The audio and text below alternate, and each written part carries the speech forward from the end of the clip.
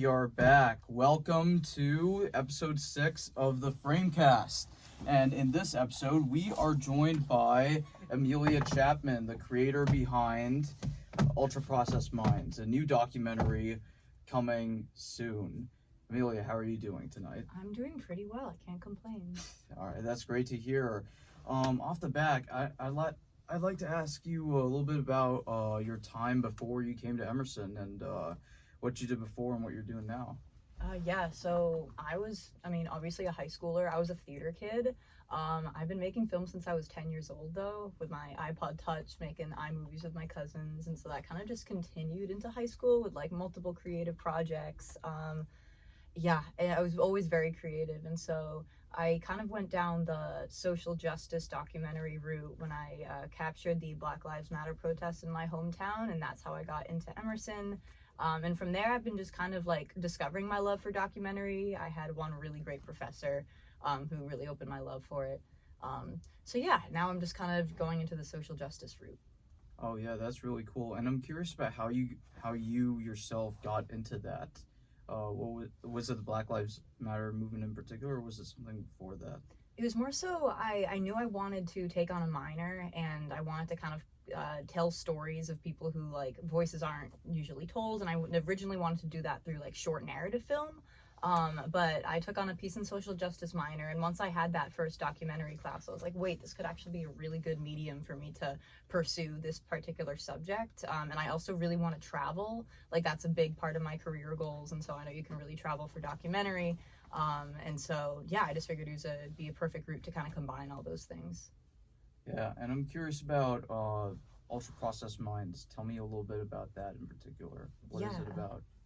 So when we hear about ultra processed food, we always hear it in the context of it's bad for your body, you should go on a diet, it's bad for your pancreas, all these things that it's bad for your physical health in your body. But what we don't talk about is how it actually negatively impacts your brain in ways that you may not even realize. Things like excess anxiety, depression, brain fog, crashing in the middle of the day.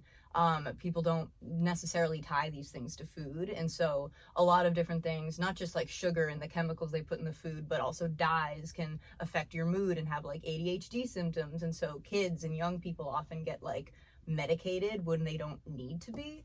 And so kind of opening this subject from a non-diet culture perspective, I feel like would be very important, and also maybe even be more motivated to make people more motivated to change their ways when they're not like, there's a sense of shame when it comes to bodies and diet culture, but when you are doing it to make you feel better in your brain so that you can focus more and feel a little bit cleaner in your brain when you wake up and have more energy throughout the day, then I feel like the education there will be more of a motivation factor to better people's habits. Okay, so the way I see it, you're trying to use this not only to raise awareness about the current damaging chemicals that are already in our food system, but how people can also live better lives. Does it also focus on alternatives, like alternative lifestyles, and are those ever subjects in your documentary? Yeah, so it has to be fairly short. So it is mentioned different ways that we can kind of like work around this, because it's focused on young people and how in this economy it's really hard to eat healthy. You can't just buy Whole Foods all the time because it's super expensive. So I've been talking to a bunch of different people, getting interviews on their kind of just like their perspective on how to work around this. And there are definitely ways that you can. It's mostly just like integrating it into your everyday routine is the hardest part often. Yeah. What are some of the major themes that you hope to explore with this project, or you hope that people get out of it? Mostly just the idea that knowledge is power. It's like I'm very strong on like the no preachiness of this documentary, which I know that it could kind of have the potential to come across that way. But with the idea of just like the more that you know, do what you will with this information. So that's going to be like a big thing. And then the other part of it is just like kind of recognizing that it's hard to change habits, and especially with the affordability of everything, to really go through a young person's perspective, which is why I'm doing student interviews, so we can kind of see how the students themselves are actually thinking rather than just hearing adults talking from their expertise. So mostly just like a sense of knowledge, and then from a young person's perspective, and then no preachiness, no eating disorders, no like keeping a very positive mindset, and that there's a sense of possibility in this. Yeah. I'm always fascinated about, the difference between how documentaries these present stories versus how films present stories. It's very different because with documentaries you're dealing with real people. These are people who are, you know, at the end of the story, like it doesn't just wrap up. They also have to deal with their everyday lives. What was the research process like for you? It's kind of a long one. I wasn't planning on doing my capstone on ultra processed foods. I just knew I wanted to do a documentary, and so I over the summer I kind of went down a rabbit hole with like one YouTube video being like, "You're eating pre-digested food," and I was like, "What does that mean?" And so then it went to like audiobooks. I was just kind of doing work around the house and listening to some like really interesting studies that I was like, I can't believe we're not talking about this. And I noticed that a common theme was people would sprinkle in, and it's bad for your mental health, and then they'd leave it. And I'm like, talk more about that. And so that's why I'm talking more about it. There's not a lot of solid science when it comes to mental health because there's such a broad spectrum. There's so many different issues and so many different people, but there is science there pointing to this, and so that's why I'm talking to a variety of different people, like a nutritionist, people who are investigative journalists, people more in food science, people in food dyes, because they all have like a different perspective in that, and they all have something to say about how it affects our brains. Yeah, and I'm curious, sorting between all those sources, which sources were the most valuable to you between the investigative journalists and the bot? And I imagine you also spoke to a lot of scientists who are researching this as well. Or was that a part of your research too? Not speaking to them directly, but the more like scientific research I was more reading about, we're doing the audiobooks for. But I think some of the most important information I've gotten, I had an interview with Michael Moss, since he was the investigative journalist, and so he had a lot of insight with the internals of the food companies because he talked to them directly. He went into their factories and their studios, and they talked to him. And I mean, he wrote several books about this, and so his perspective, and also just the way that he talks about it, the way he frames this information, very simplistic, very real life example. Like, I think that's going to be a really valuable tool in the documentary. Yeah, and I'm curious, like as you were like researching and compiling all this information, and after your and going before going into this, did you have any sort of internal expectations for what you wanted to achieve, and how did those expectations change throughout the process of making this documentary? Yeah, I mean, I think a lot of it is just like when you make a capstone, things come up. And also when you're a student, not everything goes to plan. So I had a little more Zoom interviews than I would have liked, which, on their Zoom, I can't necessarily set up the shot the way that I like. But the things that were in my control, it's been going fairly well. I've been trying to keep like a very like clean look for it. And that's been good, but I think a lot of that is going to come mostly into post-production, coloring, just the way that I like set up all the information. So I think the more altering of the vision is going to come in post. I have another big shooting day tomorrow, so we'll find out how that ends up going. But yeah, I'm just kind of flying by the seat of my pants, but it's working out so far. Yeah, and I'm curious if you could talk about any one subject in particular that stood out to you as you were making this documentary, one that you can remember fondly, and why did they stick out to you? Like a one particular just like fact or series of information. An interviewee or person you were interviewing for this. Yeah, well, Michael Moss, he was great in that, like, one thing that he said that I think is pretty relevant that we may not even realize is the way that grocery stores are set up. He went into how there's a whole psychology for it, and so they'll put the necessities, the dairy, the eggs, the milk, in the back or the sides, but all the ultra-processed foods in the middle, and then they'll put certain colorful sugary foods at eye level where kids can grab them and point to their parents, but they'll put the, like, sugar-free plain oatmeal in, like, the bottom right corner. On the caps, on the ends, they'll put their big chip deals and large vats of soda. And the produce is going to be like kind of pushed off to the side. So it's like all stores are set up in that way. And so as he's explaining it, I'm kind of like, wow, I can't believe I never noticed that he was actually lined up for to appeal to my psychology, essentially. And so that I think is super interesting, and totally wanted to share that. Yeah. And one interesting point that you mentioned before is that you had a lot more Zoom interviews and you expected a lot. I think any filmmaker would be irritated with that limitation.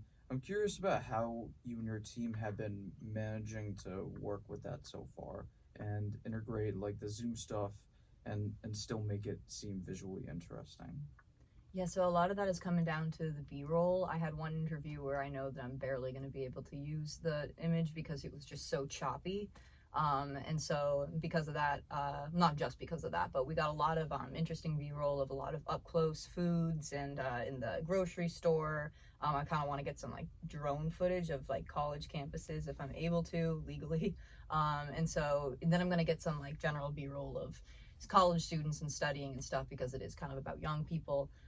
So that's going to hopefully make up for the lack of visual there. And then I'm also having some of the, when able, them record like in like a voice memo on their end so that I have a more like up close their sound so it's not all digital when I'm recording it on my end. So just little things like that. It's just I don't have the budget to go to Los Angeles or New York or the UK to interview some of these people.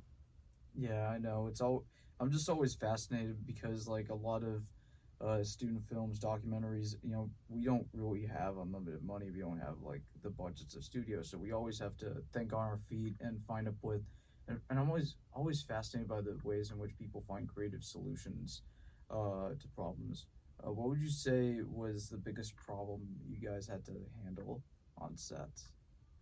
Um, Luckily, no major issues have come up yet that I would call it like a problem. I think the closest thing would be I have a set of student interviews tomorrow, and I had a hard time like configuring people because I also wanted them to somewhat know each other, so the dynamic was more a conversation. And so it was mostly just like I had to shuffle around a lot of groups for their availability, and I ended up having to cut 2 sections of the interviews. They're originally going to be 4, now there's 2, which is fine. It still works, but then we have to like move around the schedule and everything. So it's just kind of difficult getting like that many people, but it worked out. Yeah, I'm curious, like looking back on your own personal journey with this documentary, when you first started and where you are now, how would you say your thinking and this overall experience has changed you as a filmmaker? That's a really good question. I feel like it's sort of given me like not to be dramatic, but just like that cold water of like, oh man, this is like it's a lot of work, it's a lot of stress, it's a lot of just technical things, which obviously I knew that. Knew that going into the film industry. This is just a thing. But when it's my baby, essentially, it's like there's more stakes. It just feels a lot more stressful. And so I also realized that I hate producing. I've been doing a lot more producer work than I normally would for a short film. I'm a director and more on like the editing side and like directly in production. Producing is not my forte, so I'm learning that I really should not go down that path because I find it very stressful. But I also find it very rewarding. Like unfortunately, the bigger the stress, the more relieved and rewarded you're gonna feel once that part is done. So yeah, I don't know. And also just like most of my experience is with narrative. I've done documentaries in the past, but not usually like this large scale. So it's just learning how to go through an unscripted content like that, especially for a capstone. Yeah, I know. It's real. That's really beautiful and succinctly put. And it's often interesting because like when I've often made my short films, I've just uploaded them on my YouTube channel, and they're really nothing. They're made on like a toilet paper budget. You know what I mean? Absolutely nothing. And I often think about like what this would look like if it had $100 million. Do you ever think that about any of the projects you've worked on the past or even now? Definitely more so just like, oh, how I would be able to actually book like proper spaces for these interviews and pay the people involved and all that type of thing. But I'm grateful for my family and things who have supported me in funding the documentary through like GoFundMe and things like that. So it's especially frustrating just because this is the first semester that Emerson pulled the $300 budget for BA capstone films. What? So nobody's working with a budget essentially, and it's just a bad timing that I happen to be the semester that I do it. Yeah, that's crazy. I'm curious though, like that experience, just raising, you just going out there and knowing that you had to essentially raise money on your own. Did you have any support? What was that like navigating? The complexities of film financing. Really, I'm just privileged to have a lot of like extended family and family who are willing to share the GoFundMe on their end. So like that's been, I'm just extremely grateful for that. But I'm like, oh man, if I didn't have like this extended family who knew of my passion since I was a literal child, like this would look very different. And $300 from the school, like that goes towards a lot. That goes towards feeding your crew, transportation, like all of these things. And even more so for narrative, because you have to worry about like props and the dry cleaning and all these things. So I'm just honestly, I'm just in a place of gratefulness because it could have been very different. Yeah, that's amazing. Out of all the members of your crew, who would you say, which teams in particular were the most crucial for you, to develop that, key relationship with to get it right? Yeah, so a lot of the thing about this documentary is I purposely wanted to keep like a small crew because I knew that a lot of the interviews would be fairly intimate. I didn't want to have a huge crew bombarding that space. But my AD Kira has been great with a lot of like last minute scheduling things. So that's been great. And then I had my sound recordist Jack pulled through at the last minute and really saved us. And I was like, thank you so much for that. Honestly, everybody has been really great. My friend got me a gaffer for this weekend. And originally all the gaffers I know are doing the LA program, so I'm like, hey, so who can help me out? And Aiden pulled through, and I'm like, thank you so much. So honestly, it's been like a mix of everybody like chipping in the ways that they can, and yeah, I'm just grateful for everybody who's been a part of this project. Yeah, I'm also curious about the scale of this project. You described it as being very intimate, local.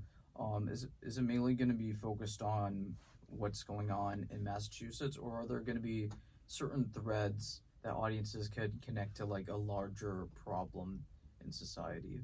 It's definitely America, US based because like while we are in Boston and Massachusetts specifically, it is a countrywide problem, and so I don't think in any part of the film do I mention location. I think Emerson obviously is mentioned because it's an Emerson capstone, and it's suggested that the college students are from the Emerson area. The ones that I'm interviewing are from this area, but it's definitely more of like it's presented as a countrywide problem because all of the protocols, the lack of regulations around chemicals put in food compared to other countries, like that's all American. That's all the United States. Oh yeah, especially what's going on with the EPA. We got RFK in charge of our health. Let's Yeah. right around perfect time, just when we're seeing a rise of bird flu. Yeah, no, great timing. Oh my god, the stories around that guy around animals is insane. Oh man, really? Yeah. Sidetrack. Did you know that, like, all right, crazy story. One time in 2018, RFK heard, but that while he was governor of New York, that there had been a dead whale that had landed up on Long Island Beach. So he personally drove there with a chainsaw and then like decapitated the whale and then put it on his truck. That's a for some crazy reason. instinct to like. I'd want to drive and go see it, but not with a chainsaw. Like that's an I know, insane like, mission. And that guy's in charge of our health department now. Wow. So I feel like films like this, documentaries, are going to become even more popular now because of that. I hope so. The documentary distribution game has been rough the past year or so, or longer than that. It's all true crime and celebrity docs, but hopefully some people will want to watch it. Yeah, I definitely think that there is a space uh, documentaries and media that is very focused on health. And you're right. I have noticed that a lot of health media is very focused on the individual, your individual health, not about like larger consumer trends or the fact of why people eat unhealthy food, about why most Americans eat unhealthy food. That the reason for that is never explored. But it's really good that you're doing that with this documentary. Yeah, I hope it offers like a new perspective that people haven't heard before. Everyone I've told it about, it seems like kind of surprised but interested. So I'm like, okay, cool. Yeah, I think that it's because like the food industry, like it's so popular, but the behind the scenes is just so nebulous too. Because like the fact of the matter is that the food distribution network is so globalized. Resources come in from all parts of the globe, so there's no way to really track whether something is humanely extracted or or if it's good or how much chemicals are being put in that because there's just all this backroom dealing without the consumer involvement, and I think that uh, yeah, systemically that can create a lot of dangers. But yeah, enough of that. I'm curious about what's next for you after ultra processed mines, and what do you hope to do in the future? Well, I'm graduating right after, so that's crazy. But yeah, so I want to get a job, hopefully in post production, whether that's like assistant editing job or like an in-house editor. That'll all just depend on luck. And yeah, so I want to move to LA within the next couple years, but I have to do things like saving up and get a new car and all of that crap. But I'm gonna be in Boston for this summer, which I'm super excited for. First summer in Boston, and so I want to get a job hopefully in the industry. I'm doing a internship doing like museum installations now, and so that's been super interesting. So I don't know if I'm going to continue with them, but essentially I'm keeping an open mind and applying everywhere that I can. But documentary production would ultimately be the goal, and then I want to do like freelance editing on the side because as much as I love editing and I'm good at it, looking at a computer screen for 10 hours a day should not be my full-time job because I went into film to connect with human beings, which is why documentary calls to me so much. So ideally I want to do a mix of both and then be able to travel for those things, like being paid to travel the world. That sounds excellent. Yeah, I definitely sympathize because like I grew like I was born in I was born in Houston, and my family we moved to my dad actually moved us to India, and throughout my childhood I spent my summers like traveling all over the world. So I definitely think that like travel and just experiencing different cultures can provide us with like such unique experiences. And I guess, yeah, that childhood traveling is what really got me into telling stories, because the only reason why we are attracted to other worlds is because we can't see them. Yeah, for sure. Yeah, it absolutely widens your perspective of the world, and I'm very thankful for all the traveling I was able to do as a kid too, and it's a privilege, honestly. Yeah. What are some other places you hope to go in the future? I really want to go to Amsterdam. I kind of want to live there for a bit, which is weird because I've never been there. It's weird to want to live at a place you've like only seen pictures of, but like there's like a calling in my soul. I'm like, okay, I would absolutely fit in there. And like I'd love to go back. I'd love to go to Ireland. I've never been, only the airport. I'd love to go back to Scotland. I'm willing to learn a new language as long as it's not French or German. Um, and yeah, I just really kind of want to see as much as I possibly can. I'd love to go back to Italy. That was one of my favorite countries I've been to. I didn't see enough of it, is the thing. Um, yeah, and South America, honestly, like anywhere. Yeah, that's really cool. And I'm curious, where can people see or follow ultra processed minds? Yeah, so I'm gonna be putting it on my website whenever. Yeah, I don't. I'm working out like the film festival stuff. I might just do a release, but it's my website ameliachapman.com. Fairly easy because it is my first and last name. But then that also has a link to my Vimeo page and a bunch of different highlights, and so it'll definitely be on there. Yeah. Do you guys have any plans for screening it at Emerson? Yeah, so May 9th is the BA screenings. They're doing a couple other mini screenings before that, but the main one is May 9th, and it's in the Bright Family Screening Room. Oh wow. So yeah, any Emerson students, you guys know where to go. Yeah. And what else? I'm curious about how your overall experiences working on other projects um, has given you the knowledge and ultimately how do you believe that that experience has culminated with ultra processed minds? What have you taken from other projects, and how do you believe you've applied it to here?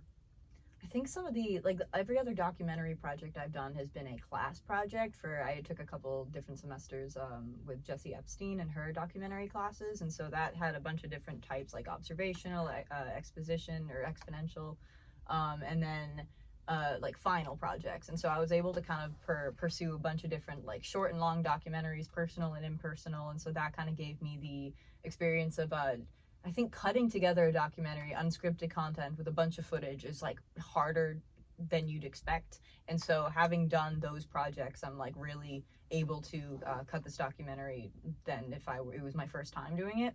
And then as for working on other projects, the AC work I've been able to do, the sound recording, unfortunately no gaffing experience, which is why I desperately needed aid in the gaffer. But like it's been able to help me set my set up my sets better. The interviews, I have like a vision and I know exactly how to execute it, and so when I have people on my team, I'm able to give direction a lot easier than I would have if I like hadn't done those positions before. And I've also done a lot of editing positions with other people, and so I've developed a flow of working with deadlines, which has definitely been helping because there's a very deadline heavy project. Yeah, that's amazing to hear. Everybody, you know where to find Amelia's documentary, Ultra Processed Minds. This has been the FrameCAST, episode 6. See you later, Boston.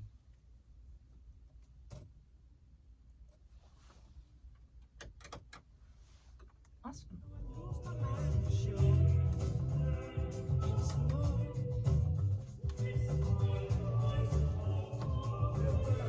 I do like the random music that they play here.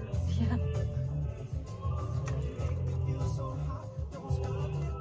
Yeah, your documentary sounds really interesting. Thank you. It goes well. Yeah, me too. Yeah. You guys